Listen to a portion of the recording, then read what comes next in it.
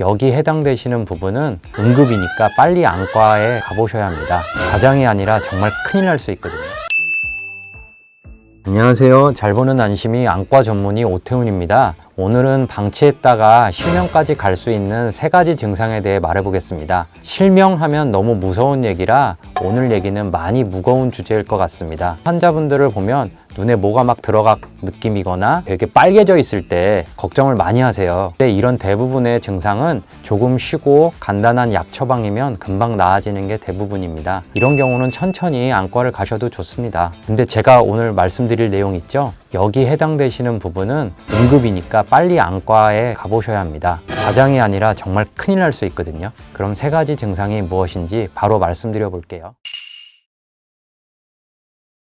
방치했다가 실명까지 가는 첫 번째 증상은 눈앞에 이렇게 뭐가 떠다니고 있던 게 갑자기 많아지면서 시야가 뿌얘지거나 눈앞에 검은 커튼이 이렇게 내려오는 느낌입니다. 이런 느낌이 들면 야, 이게 뭔가 위험한 느낌이라 생각하셔야 됩니다. 어제보다 굉장히 많은 것 같은데 뭔가 눈을 가리는 느낌인데 하면 망막박리일 가능성이 높습니다. 그러면서 또 사물도 이렇게 휘어져 보이거나 검은 물감이 싹 이렇게 뿌려져 있지? 이런 느낌이면은 황반 변성일 가능성도 높습니다. 망막박리는 말 그대로 망막이 박리되는 질환입니다. 우리 옛날 오래된 집에 가보면 방 모서리에 이렇게 보면 벽지가 싹 이렇게 떨어져 있잖아요. 그런 걸 생각하시면 됩니다. 벽지가 조금만 떨어져 있을 때는 그냥 딱풀로 붙이면 되는 수준인데 눈앞에 커튼이 이렇게 내려온 느낌이면 딱풀로는 안 되고 벽지 전체를 강력 접착제로 붙이거나 아예 새 걸로 갈아야 하는 수준인 겁니다. 황반이란 부분에서도 망막박리가 일어난 건데 이런 경우에는 24시간 이내에 수술을 해주어야 자기 시력을 어느 정도는 찾을 수 있고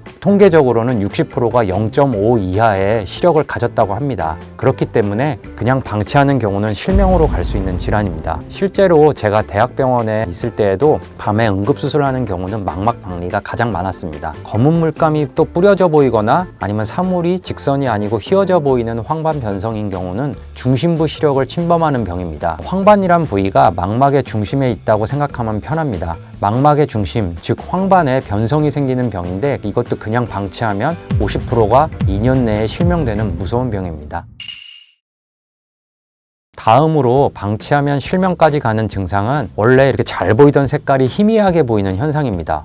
빨간 신호등이 왜 이렇게 흐려졌지? 저게 노란색인가? 이런 느낌입니다. 특히 빨간색이나 파란색, 녹색 등 선명한 색들이 덜 선명해 보이는 현상이 들면서 눈을 막 위아래로 이렇게 움직일 때 통증이 좀 있는 거예요. 그러면 바로 병원에 가셔야 합니다. 이런 질환은 시신경염을 의심하는 질환인데 시신경염은 되게 젊은 분들한테도 종종 생기는 병입니다. 그래서 바로 고용량 스테로이드 치료를 해야 하는 질환입니다. 이 시신경이라는 게 눈과 머리를 연결해주는 전선과 같은 곳인데 그쪽에 염증이 생겨서 발생하는 질환이니 상당히 심각한 질환일 수도 있습니다. 이 눈이란 장기가 사실 태생학적으로 보면은 머리의 일부가 밖으로 튀어나와 있는 장기거든요. 서로 이렇게 연결이 돼 있어요. 그래서 이 시신경에 염증이 있다는 얘기는 뇌의 일부 어딘가에도 문제가 있을 수 있다는 뜻이라 보통 이제 입원을 해가지고 전신질환 검사를 꼭 해야 됩니다. 제가 레지던트였던 20년 전만 해도 원래 소아청소년 시력 검사를 할 때는 안저사진을 찍지 않았거든요. 그런데 요새는 안저사진은 무조건 찍어보는 이유가 이 시신경 모양을 보면서 시신경에 어떤 문제가 있는지 뇌에 어떤 문제가 있는지도 관찰하기 위해서입니다. 예를 들면은 2, 3년 전에 저희 병원에 11살 소년이 왔는데 근시 진행 속도가 좀 빨라가지고 드립렌즈를 맞추러 왔어요. 근데 시력 검사도 되게 교정 시력도 좋아서 이제 드립렌즈를 하려고 봐서 안저사진을 찍어봤더니만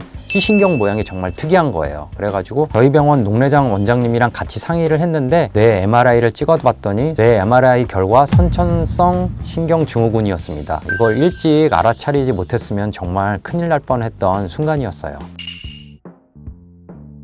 마지막 증상은 눈이 아프고 머리도 아프고 시력도 뿌얘지는 거예요. 그냥 아파요. 근데 이게 머리가 아픈 거라 굉장히 헷갈려요. 이때는 급성 녹내장을 의심해 볼 수 있습니다. 이 질환은 사실 제가 대학병원에 교수로 있었을 때보다 로컬에 개원을 하고 나서 더 많이 보는 질환이기도 한데 급성 녹내장은 눈에 있는 압력이 막 올라가가지고 생기는 질환입니다. 그래서 이걸 그대로 방치했다가는 몇 시간 안에 실명되기도 합니다. 진행되는 속도로 치면 앞에 설명드린 망막박리나 시신경염보다 매우 빠르게 진행됩니다. 증상도 통증이 막 있으니까 빨리 알아차릴 수 있습니다.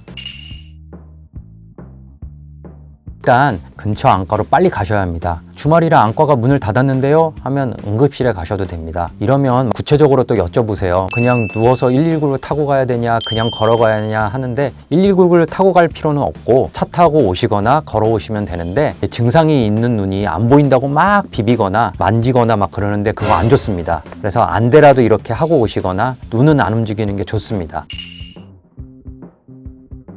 안시간의 법칙이 여기도 적용되는지 모르겠는데 제가 한 20년 정도 안과 진료하고 막 수술을 해보니까 이런 얘기 많이 드려요. 영양제도 먹어라, 자외선도 차단하고 선글라스를 껴라, 뭐 정기적으로 안과를 가셔라, 스마트폰 많이 보지 마셔라, 쉬셔라. 이렇게 식상한 말들을 많이 하는데 진짜 이런 식상한 거 중에서 제일 중요한 게 눈 비비지 말라 합니다. 눈 많이 비비는 분들이 망막박리도 잘 생기고 되게 염증도 잘 생깁니다. 그래서 제가 좀 식상한 표현이긴 하지만 눈 많이 비비시는 거 안 좋습니다. 눈을 비비실 때도 이런 식으로 비비시는 게 좋으세요. 여기 눈가를. 간지러운 게 대부분 여기거든요. 눈알을 막 직접적으로 이렇게 비비시면 안 됩니다. 요거 조심하시면 좋을 것 같습니다. 자, 여기까지 오늘 영상에선 자칫하다가 실명에 이를 수 있는 3가지 증상과 대응법에 대해 설명을 드렸습니다. 이런 증상을 잘 기억해 두시고 증상이 보일 시에는 빠른 대처를 해서 여러분의 소중한 눈 건강을 잘 지키셨으면 좋겠습니다. 오늘 내용이 유익하셨다면 구독과 좋아요, 알림 설정 부탁드립니다. 이상으로 잘 보는 안심이의 오태훈 원장이었습니다. 감사합니다.